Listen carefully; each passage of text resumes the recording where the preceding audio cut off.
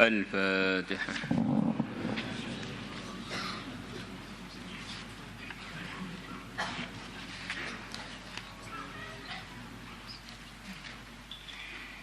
اللهم صل صلاة كاملة وسلم سلاما تاما.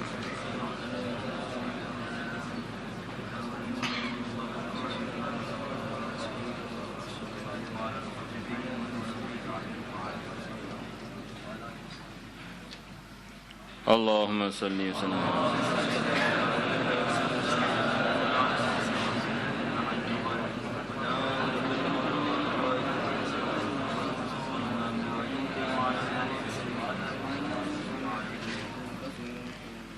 اللهم صل وسلم.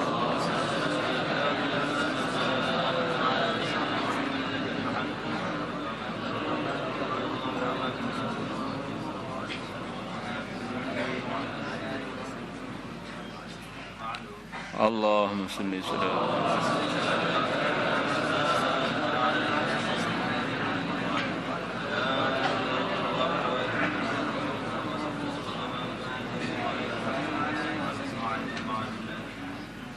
اللهم صل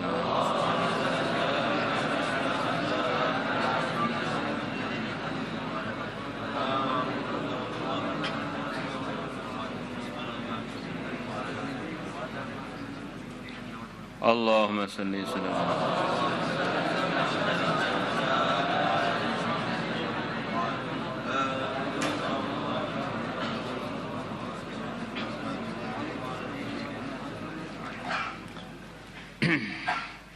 Bismillahirrahmanirrahim. Thawabul amali salihi inda fasadiz zaman. Pahalanya amal soleh ketika rusaknya zaman. Memahami bab ini kita usaha untuk berpikiran yang lebih luas.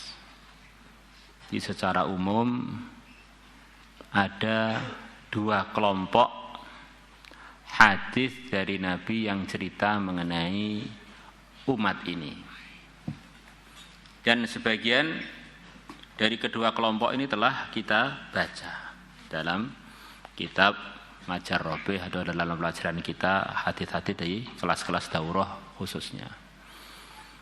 Yang mana satu kelompok hadis menerangkan anugerah-anugerah Allah yang telah Allah putuskan akan diberikan kepada umat ini.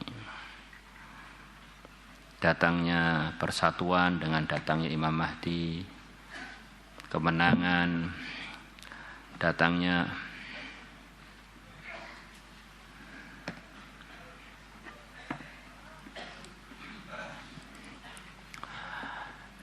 persatuan selepas umat pecah belah dipimpin oleh Nabi Isa, tertolongnya umat kepada menghadapi seluruh musuhnya zaman Imam Mahdi, pertolongan Allah kepada umat zaman Nabi Isa, siapa yang tidak ikut tidak boleh tinggal di dunia ini, pertolongan pada umat terbunuhnya Dajjal, pertolongan kepada umat dengan hancurnya Ya'juj Ma'juj,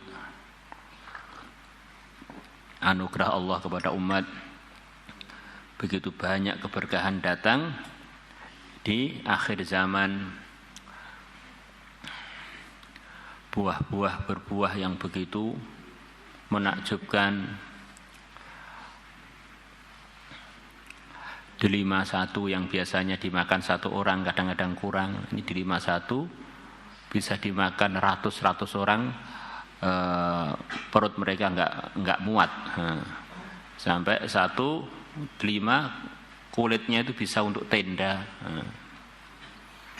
Sekelompok hadis yang lain cerita mengenai ujian-ujian Allah yang akan terjadi kepada umat, bedanya pendapat, terjadi banyak pertempuran, pembunuhan, bahkan mantunya Nabi Sayyidina Ali akan terbunuh, mertuanya Nabi Sayyidina Umar akan terbunuh, kemudian cucunya Nabi Sayyidina Husain akan terbunuh, kemudian akan muncul nabi palsu, kemudian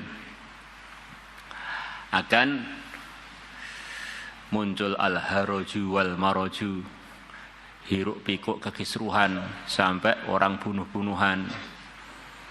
Belum lagi munculnya Dajjal, sekian banyak umat ikut Dajjal. Maka dari kedua hadis ini kita ambil tengah-tengah,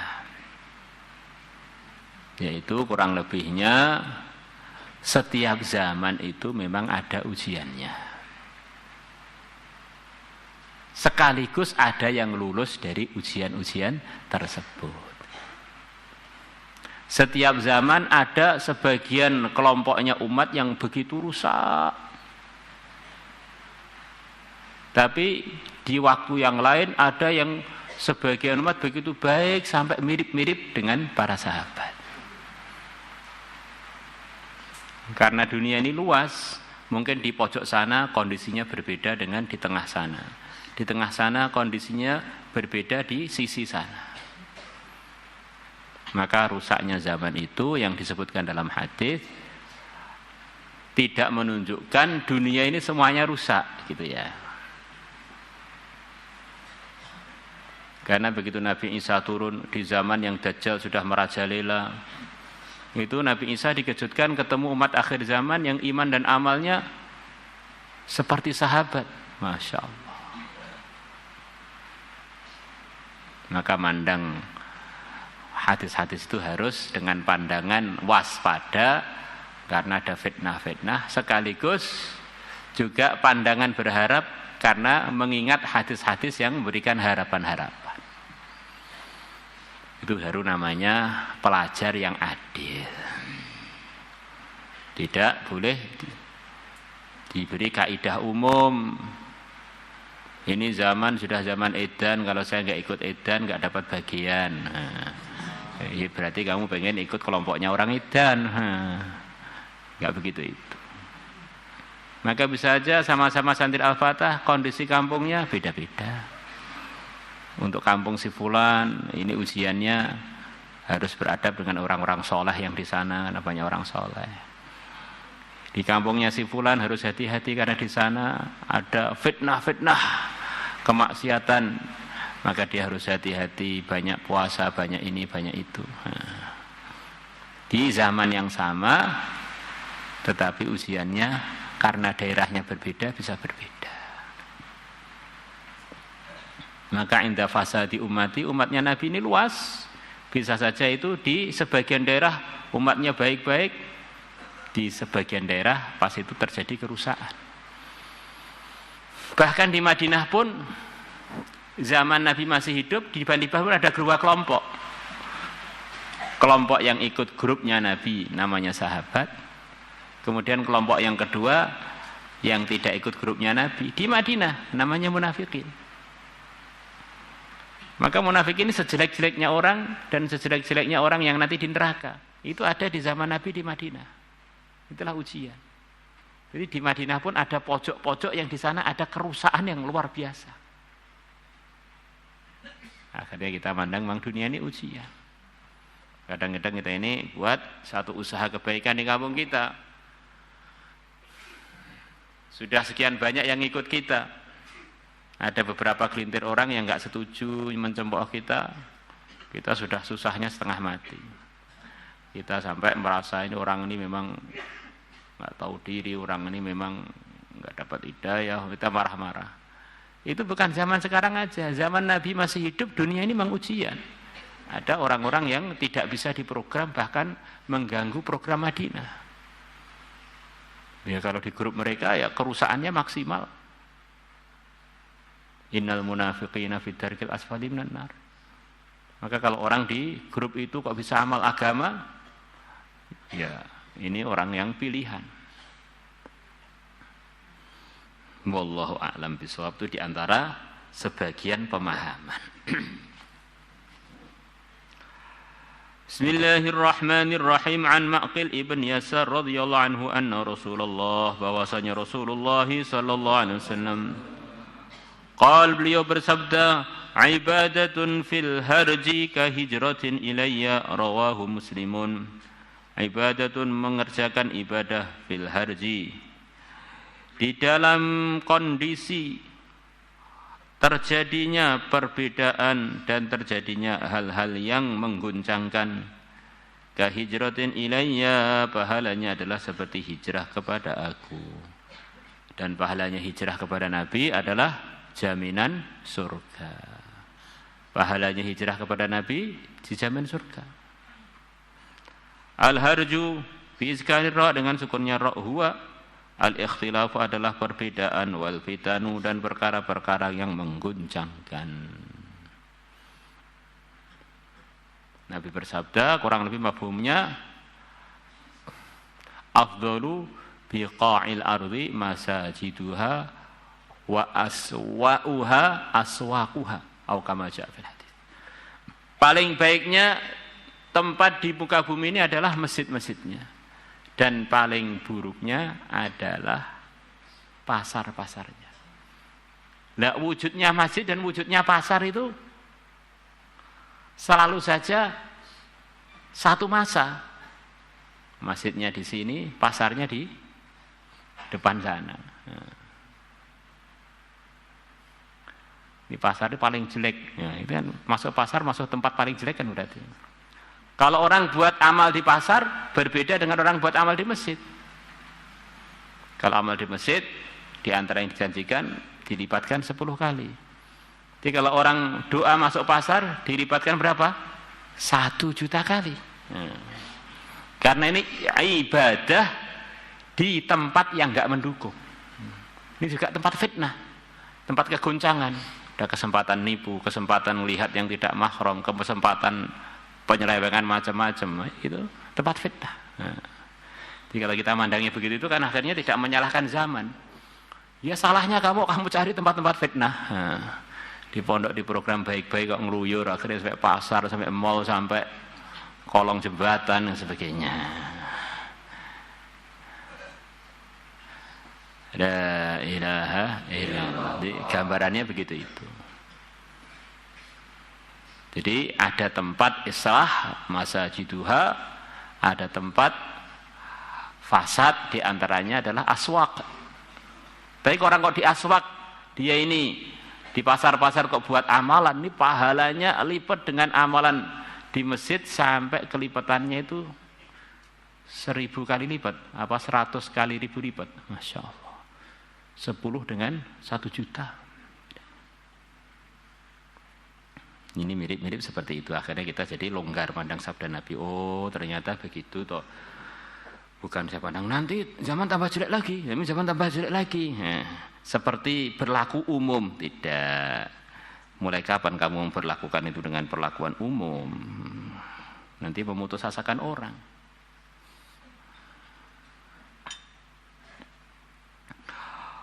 Wa kharraja Tabarani bi isnadin la ba'sa bihi an Abi Hurairah radhiyallahu anhu 'anil Nabiy sallallahu alaihi wasallam. Man tamassaka bi sunnati 'inda fasadi ummati falahu ajru syahidin. Barang siapa yang berpegang dengan sunnahku ketika rusaknya umatku, maka bagi dia adalah pahalanya orang yang mati syahid. Nah, apakah ini khusus zaman rusak? Tidak. Mulai zaman Nabi pun ada daerah itu yang rusak suasananya, atau pojok kampung yang rusak. Kok dia di sana masih tamasuk bi umat dengan arahan Nabi? Ya dia dapat hadis ini juga.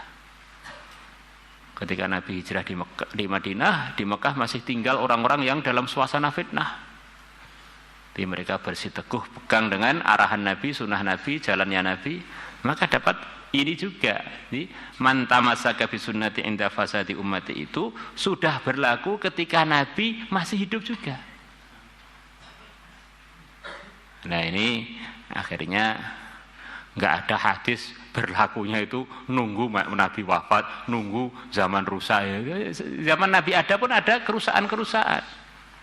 Bahkan kerusakan yang sangat fatal, yaitu munculnya gerakan para munafikin. Itulah dunia.